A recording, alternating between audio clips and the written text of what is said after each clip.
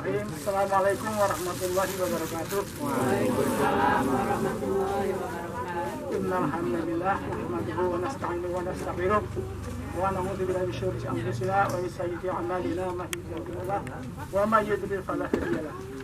Asyhadu an la ilaha illallah wahdahu la syarika lah wa asyhadu anna Muhammadan abduhu wa rasuluh. A'udzu billahi minasyaitonir rajim. Qala Allah ta'ala bil qadim. Ya ayyuhalladzina amanu taqullaha wal tanzur nafsun ma qaddamat lighad. Wattaqullaha innallaha khabirun bima ta'malun. Wa qala aidan wa khalaqnal jinna wal insa liya'budun. Amma ba'd. Bapak Ibu yang dirahmati Allah, rekan-rekan sekeluarga, peserta Bugar Pasrah yang saya hormati. Bersyukur pada Allah pada kesempatan ini, detik ini kita oleh Allah diberi kesempatan nikmat Islam iman dan juga nikmat kesehatan. Mudah-mudahan dari nikmat-nikmat itu kita mampu mensyukurinya dengan senantiasa melaksanakan apa yang diperintahkannya untuk senantiasa meningkatkan kualitas kita sehingga apa yang Allah harapkan dalam Quran dan hadis bahwa senantiasa manusia itu untuk talab ilmi diantaranya. Pada hari ini alhamdulillah saya diberi kesempatan dan diizinkan oleh teman-teman seluruhnya walaupun saya dari luar. Alhamdulillah saya merasa terima di sini, mudah-mudahan begitu yang Bapak rasakan secara seperti itu. Sehingga niat saya adalah talab ilmi sekaligus silaturahim. Dua hal itu. Oleh karena itu, karena saya diberi waktu Pak Dodi tadi 7 menit saja dulu, saya tidak akan runtut seperti yang saya tulis, dan saya pun kalau suruh baca lagi lupa. Saya kalau nulis nggak pernah dilihat lagi. Apalagi. Tetapi hari ini paling tidak saya ingat pernak-pernik menapaki kehidupan usia purna dewasa. Di situ saya tulis sebagai bentuk Muslim keturunan. Kenapa seperti itu alasannya?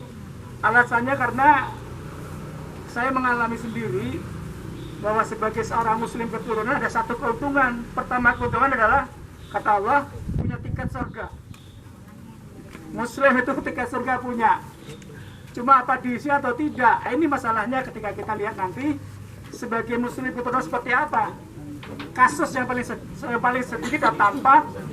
Saya punya teman banyak ketika sama-sama suatu kegiatan, misalnya ada pelatihan. Waktu kita mau sholat maghrib misalnya, kita melihat siapa yang menjadi imam. Biasanya melihat nama, misalnya nama Mustaqim gitu.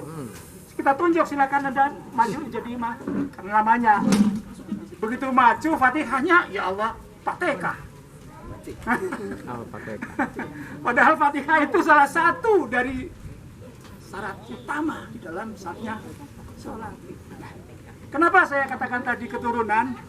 Mungkin beliau non mustaqim itu karena ayah ibunya seluruhnya adalah orang Islam, anaknya dikasih nama Islam dengan harapan nanti memiliki kualitas yang seperti diharapkan seperti namanya.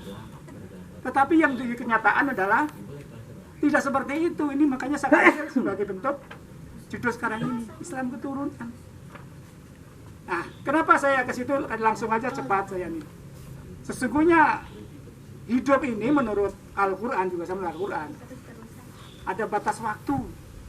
Artinya mulai dilihat kapan. Ada persoalan, ada masalah, itu lazim secara nalar akan seperti itu dalam kehidupan. Makanya ada kata-kata sholat tepat waktu, ada waktu Quran pertama. Nah, oleh karena itu Muslim keturunan saya ambil di situ purna dewasa. Saya tidak cerita yang awal.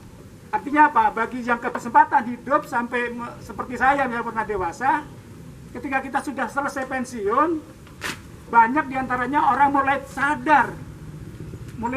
Untuk sadar itu harus ada evaluasi. Seperti sekarang bulan Muharram, bulan evaluasi, bulan muhasabah. Itu sebagaimana Allah perintahkan.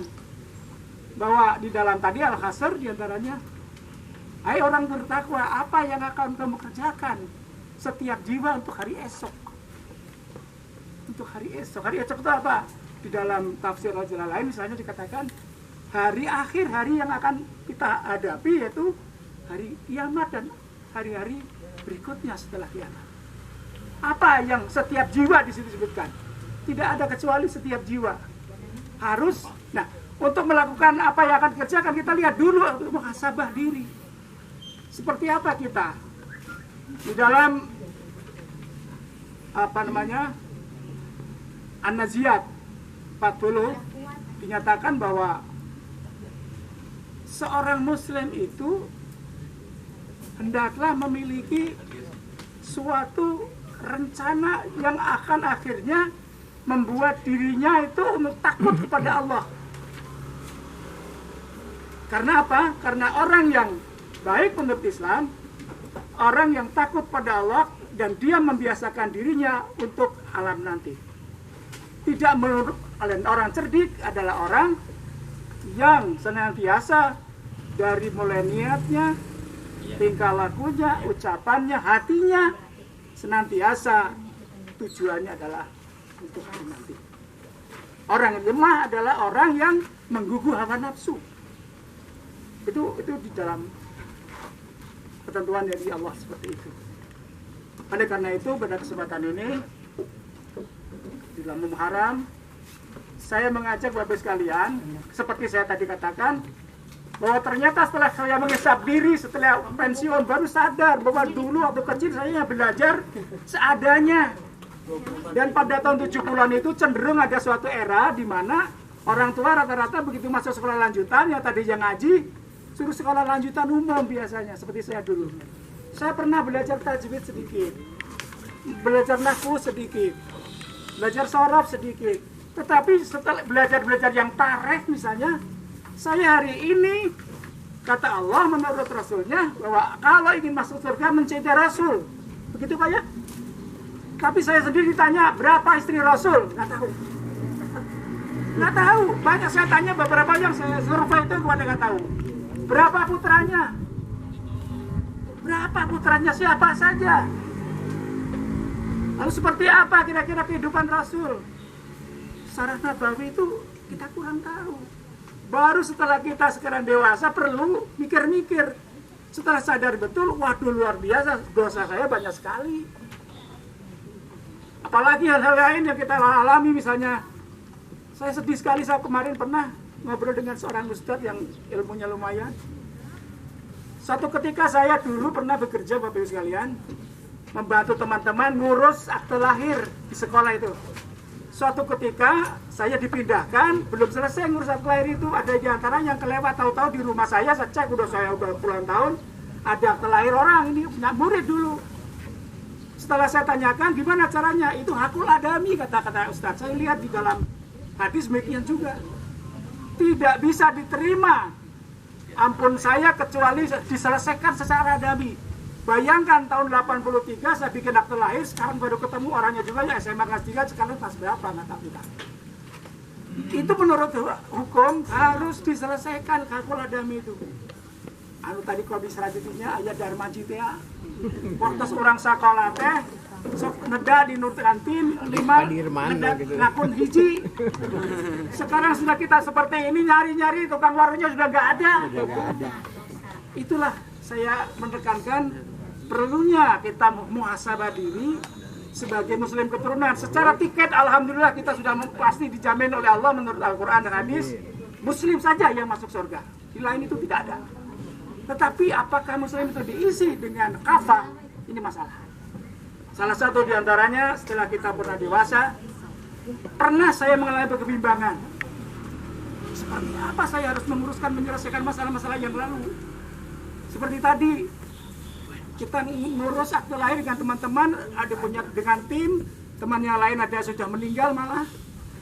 Kita akan mempertanggungjawabkan, ada 3 lagi yang belum sampai pada yang bersangkutan. Menurut hukum agama itu harus selesaikan, nggak boleh tidak. Paling tidak kita ada ikhtiar mencari. Yang seperti itu ternyata banyak kita telusuri. Sebagai muslim keturunan di sini, tetap kita harus banyak menghisap diri.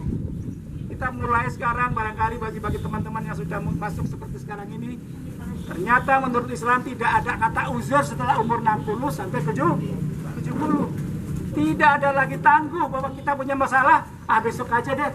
Siapa tahu nanti malam kita sudah yang terakhir. Oleh karena itu Rasul pernah memberi contoh. Setiap malam sebelum kita tidur, di depan kamar tidur mestinya ada satu folder, papan tulis atau apa, untuk menulis amanah. Apa yang hari dikerjakan, yang harus diselesaikan kalau pada waktu pagi-pagi kita nggak bisa bangun lagi. Itu salah satu rencana untuk hari besok. Waktu kita punya hutang, tidak ada satu. Iya Kuria, jadi Presiden Lakbudi Ilate, seluruh sahid al-sahid itu akan diampuni dosanya kecuali apa? Hutangnya Ilaten. Yang dia Kuri disyahidi Ilaten. Seluruh urusan dosa syahid itu diampuni, tetapi satu, hutang tidak. Mereka itu pantas Rasul ketika menyelatkan tanya si Ali punya hutang tidak dan seterusnya. Kita juga diwajibkan ketika memberikan informasi kepada halayak kalau ada mayit ditanya punya hutang atau tidak, selesaikan dan seterusnya. Itulah salah satu di antara yang lain yang banyak sekali karena waktu sedikit. Mungkin kalau banyak saya bisa agak panjang, mohon maaf. Mari kita sesudah kita pernah dewasa seperti ini oleh Allah diberi kesempatan. Umur panjang kata Allah itu lebih untung kalau memang lebih dekat, lebih taat. Kalau lebih umur panjang itu. Jadi orang ada ruang syuhada menurut Rasul, menurut hadis. Satu syuhada mati kemarin misalnya. Dia masuk surga. Yang lain lagi syuhada setahun lagi. Tentu surganya beda menurut Rasul. Kenapa? Pada setahun berikutnya dia mengalami ada Ramadan, ada ibadah-ibadah yang lain. Sehingga apa? Umur panjang itu hakikatnya adalah menguntungkan bagi kita semuanya yang menghisap, yang anak hasibun. Allah apa-apa kita jangan suka tertipu. Di Quran ada suatu pertanyaan yang dipertanyakan oleh Allah tapi dijawab lagi. Al-Imran ayat 140. An hasibun an tadkhulul jannah. Apa kamu mengira bahwa kamu masuk surga? Itu pertanyaan dari Allah. Jadi kita semuanya walaupun yakin kita muslim, begitu tadi ada yang masuk surga pasti tiket kita, tapi kita harus betul-betul hafal. Paling tidak kita berusaha. Mari bersama-sama dengan saya, dengan hijrah ini tahun ini, detik ini kita memulai menghisap diri apa yang telah kita kerjakan untuk hari esok, hari di mana kita oleh Allah yang tidak akan lagi bisa menolong selain Allah. Oleh karena itu mulai dengan istighfar, dan di dalam sesungguhnya Allah itu sangat pemurah dan sangat pengampun. Ada riwayat Imam 4 misalnya, setiap orang akan diampuni. Kalau salah gunung, maka Allah akan 2 gunung mengeluarkan ampun. Oleh karena itu mari bersama-sama mengikhlaskan diri kita dengan ridho ikhlas, muhasabah, dan diikuti dengan rencana-rencana tindakan untuk memperbaiki apa-apa yang salah di masa yang lalu. Mudah-mudahan Allah selalu membimbing kita. Amin. Wassalamualaikum warahmatullahi wabarakatuh.